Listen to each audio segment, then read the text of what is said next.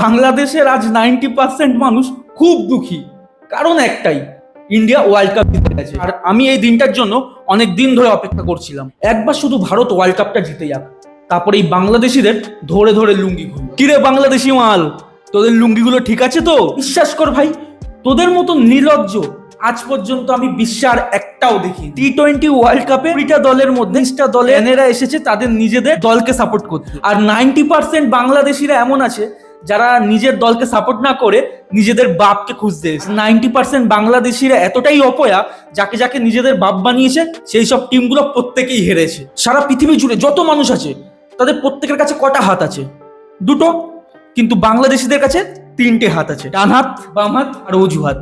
আর এই হাতটাই ওরা হেরে গেলে কাজে লাগায়, কিছু না কিছু হলেই কাজে লাগাবে। হারবে, প্রতি বছর ওয়ার্ল্ড কাপ হবে বা যে কোনো টুর্নামেন্ট হবে, হারবে, হারার পরে অজুহাত দেখাবে। তাই এদের হচ্ছে মেন হাত হচ্ছে অজুহাত।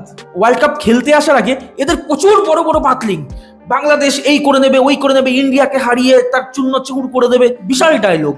বাংলাদেশের বোলাররা রেডি হয়ে আছে ইন্ডিয়াকে হারানোর জন্য। যেভাবে বাংলাদেশের বোলাররা নেপালকে উড়াই দিছে বোলিং এর মাধ্যমে, তানজিদ সাকিব মানে অসাধারণ একটা এগ্রেসিভ বোলার, এবং তাসকিন তার মুস্তাফিজ যেভাবে হারাইছে, রিশাদ আমাদের লেগ স্পিনার, তারা যেভাবে বোলিং করে আপনার কারে হারাইছে। আবার আমাদের তো সাকিবুল হাসানও আছে, মানে কি বলবো ভাই, বাংলাদেশের বোলিং হচ্ছে একটা প্যাকেজ বোলিং, আর সে ফুল বোলিং লাইন বাংলাদেশের বিশ্বসেরা বোলিং লাইন বর্তমানে, এবং তারা অলরেডি রেডি আছে কারে হারাইতে, ইন্ডিয়াকে হারাইতে, মানে ইন্ডিয়া। আর যখন খেলাটা হয় তখন তাদের এই অবস্থাগুলো হয়। অবশেষে ইন্ডিয়ার কাছে লজ্জিতভাবে হেরে গেল বাংলাদেশ। প্রতি বছর এদের একই অবস্থা হয়, তারপরেও এদের কোনো লজ্জা নেই, না লজ্জা আছে না শরম আছে, কিচ্ছু নেই।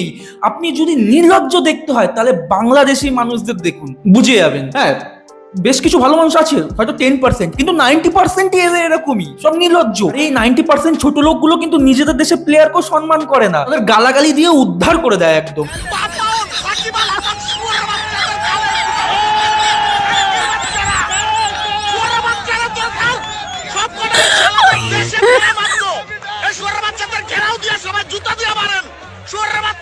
মানে কি মুখের ভাষা!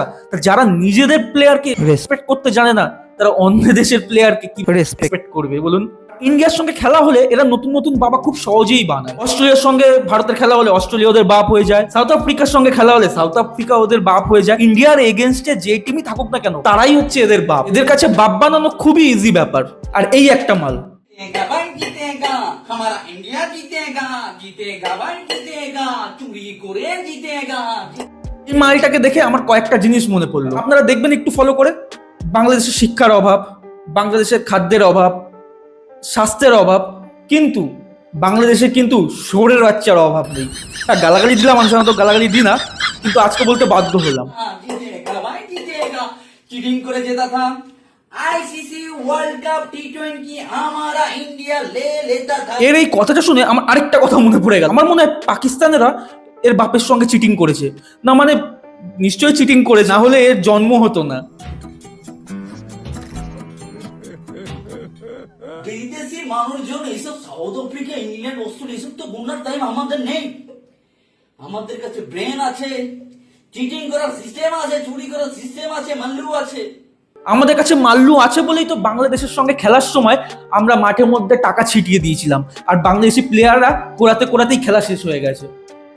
এটুকু সোজা জিনিস বুঝতে পারছিস না তোরা? আর আরেকটা জিনিস দেখুন, এর চুলগুলো আমার বাড়ির ঝাঁটাটার মতন, আর নিচে যে দাড়িটা রেখেছে এটা হচ্ছে ওর অ্যান্টেনা, এটা দিয়ে ওর মাথায় সিগন্যাল পৌঁছায়। এইবার এদের জাহিল জনগণ কি বলছে একবার শুনি। ভারত মাঠে 11 জন খেললো, তারা 15 জন মাঠে খেলে। ওরা ধরেন মাঠে 11 জন খেলে, আর 2 জন আম্পায়ার 13 জন, তারপরে হলো থার্ড আম্পায়ার আছে, ওরা এগুলো মিলে 15 জন খেলে। আইসিসি শুধু ভারতের জন্যই টুর্নামেন্টগুলো আয়োজন করে।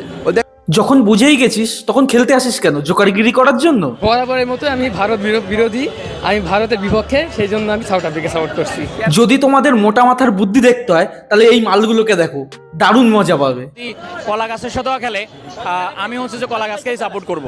এর একমাত্র কারণ হচ্ছে যে ইন্ডিয়া আমাদের ক্রিকেট নিয়ে প্রচুর পরিমাণ টকশো করে ট্রল হিসাবে, এবং প্রচুর পরিমাণ হচ্ছে যে কটাক্ষ করে কথা বলে আমাদেরকে নিয়ে। তাদের টিভি স্পোর্টস চ্যানেল যেগুলো আছে সেগুলোতে হচ্ছে টিভিসি অ্যাড পর্যন্ত তারা বানায় আমাদেরকে কটাক্ষ করে। কিন্তু এই কলাগাছ সাপোর্টারকে আমি চ্যালেঞ্জ করলাম, তুই ভাই একটা ভিডিও দেখা, কোন স্পোর্টস চ্যানেলে যে বাংলাদেশকে নিয়ে কটাক্ষ করা হয়েছে, তাদের নিয়ে হাস্যকর অ্যাড বানানো হয়েছে, তুই ভাই একটা দেখা, তাহলে মেনে যাবো। তোদের বাংলাদেশিদের আগাগোড়াই চুলকানির স্বভাব, তোরাই প্রথম শুরু করেছিস ভারতকে নিয়ে ইয়ে করা। আমাদের কটা ইউটিউব চ্যানেল আছে দেখা তো তুই, যারা বাংলাদেশিদের নিয়ে আজে বাজে কথা বলছে, কটাক্ষ করছে, কটা চ্যানেল আছে? তোরা প্রথমে ভারতকে নিয়ে উল্টো পাল্টা বলিস, ট্রোল করিস, তার রিয়াকশন ভিডিও বানায়, এছাড়া তো দেখা যায় না।